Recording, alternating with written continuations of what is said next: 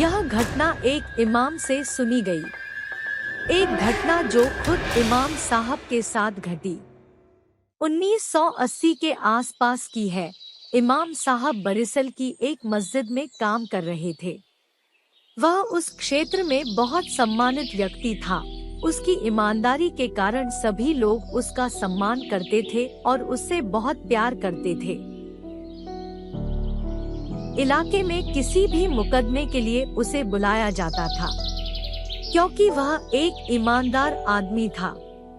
एक दिन इमाम साहब के एक दोस्त के बेटे का मुकदमा बुलाया गया। वह दिन शुक्रवार था। उस दिन इमाम साहब के दोस्त के बेटे का फैसला था और दूसरी ओर इमाम साहब के बेटे को भी तेज बुखार हो गया। जब इमाम साहब उस मुकदमे के लिए निकलना चाहते थे तो उनकी पत्नी ने उन्हें मना किया, क्योंकि उनके बेटे का शरीर तो बहुत खराब है। इमाम साहब ने अपने दोस्त के बारे में सोचा। चूँकि आज उन्हें अपने पुराने घनिष्ठ मित्र के बेटे के मुकदमे के सिलसिले में जाना है, इसलिए वे सुबह ही चले गए, क्योंकि उसके घर से उसके मित्र के घर की दूरी 20 मील है। इसमें आपको सड़क पर कुछ दूर तक पैदल चलना होता है, फिर करीब 3 घंटे तक नाव से जाना होता है और फिर काफी लंबा रास्ता तय करना होता है। उस समय आज की तरह इतनी गाड़ियां नहीं होती थी, इसलिए कहीं भी जाना हो तो पैदल ही जाना पड़ता था। इमाम साहब तय समय पर अपने दोस्त के घर गए।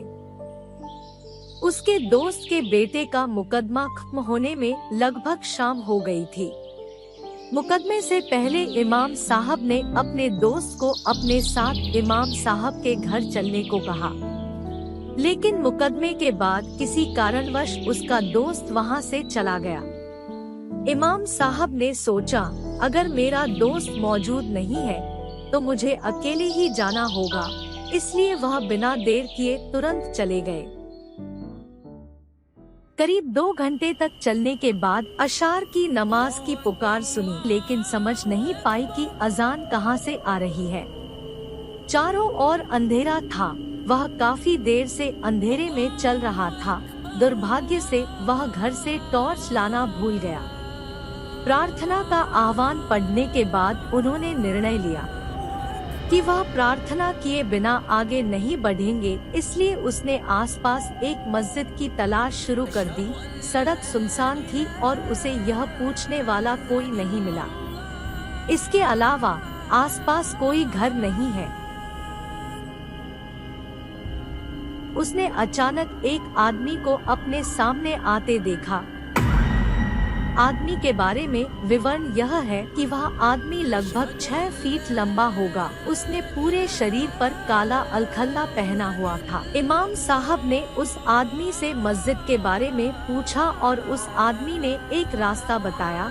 इमाम साहब बिना कुछ सोचे समझे उस आदमी के बताए रास्ते पर चलने लगे। एक समय वह प्रार्थना की पुकार नहीं सुन सका।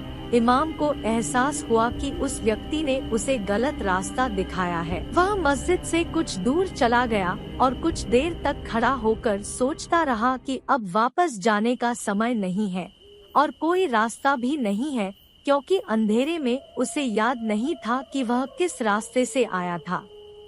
तो वह फिर आगे चला और कुछ दूर जाने के बाद उसे एक घर दिखाई दिया। एक आदमी ने घर की कॉल का उत्तर दिया। उन्होंने उस आदमी से पूछा, क्या यहाँ कोई मस्जिद है?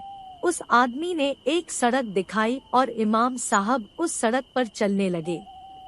कुछ दूर जाने पर उसे एक मस्जिद दिखाई दी। मैंने अपने पूरे जीवन में इतनी सुंदर मस्जिद कभी नहीं देखी। वह मस्जिद के सामने खड़ा हो गया और सोचने लगा, मुझे किसी ने नहीं बताया कि यहाँ इतनी सुंदर मस्जिद है। इमाम साहब ने कुछ देर सोचा और मस्जिद के अंदर चले गए। जैसे ही वह मस्जिद में दाखिल हुआ, उसकी सारी थकान दूर हो गई। उसने कुछ देर आराम किया और सुन्नत की नमाज अदा की।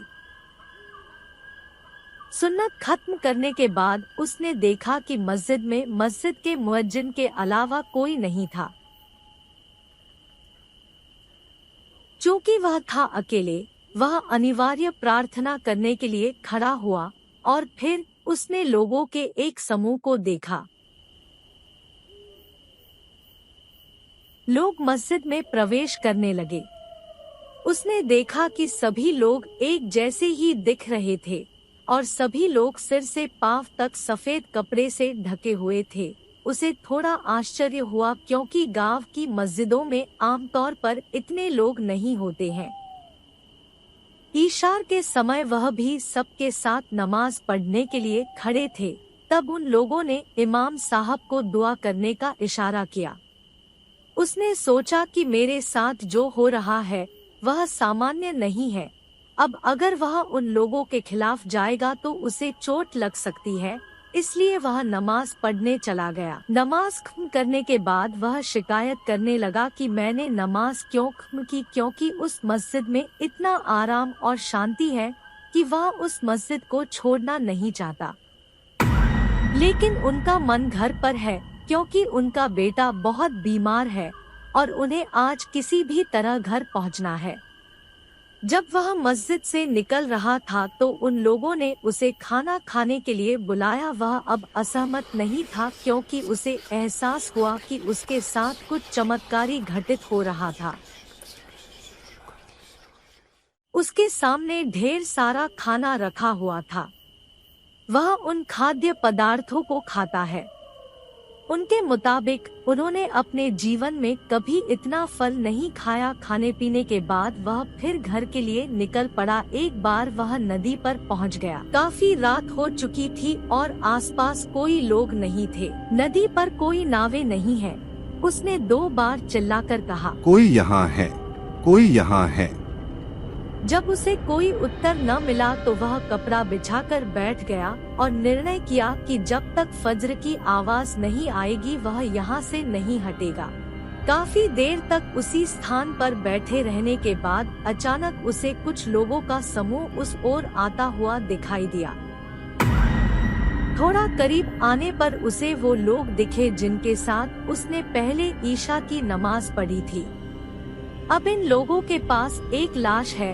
इमाम साहब ने पहले ही कुछ सूरह पढ़ दी थी ताकि वो लोग उन्हें नुकसान न पहुंचा सके। जब लोग पास आते हैं तो वह पूछता है, आप कहाँ जाएंगे? लोगों ने कुछ नहीं कहा। उसने दोबारा पूछा, आप कहाँ जाएंगे? 3 बार पूछे जाने पर उनमें से एक ने कहा, हम आपके घर चलेंगे। आप सभी मेरे घर चलेंगे, यह मेरे लिए बहुत खुशी की बात है। लेकिन यह शव किसका है? यह आपके बेटे का शव है। आप हमारे साथ चलें। ये सुनने के बाद इमाम साहब थोड़ा डरे हुए हैं। देखो, मैंने तुम्हें कोई नुकसान नहीं पहुंचाया है। तुम अपने रास्ते जाओ और मुझे जैसा हूँ वैसा ही रहने दो। ये शब्द सुनने के बाद लोगों ने नदी में गोता लगाया और गायब हो गए।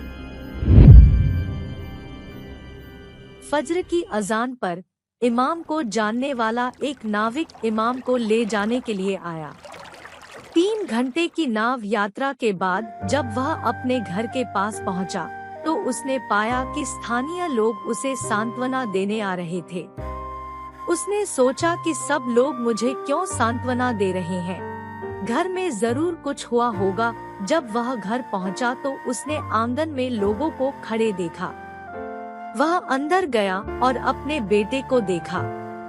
यार्ड में रखा गया है। मैं बुखार देख गया था, लेकिन ऐसे कैसे हो गया? जब उसने अपनी पत्नी से इस बारे में पूछा तो उसकी पत्नी ने कहा, आज भोर में उसके पुत्र का बुखार इतना बढ़ गया कि वह पागल होकर तालाब पर चला गया। काफी खोजबीन के बाद भी उसके बेटे का शव तालाब से नहीं मिला।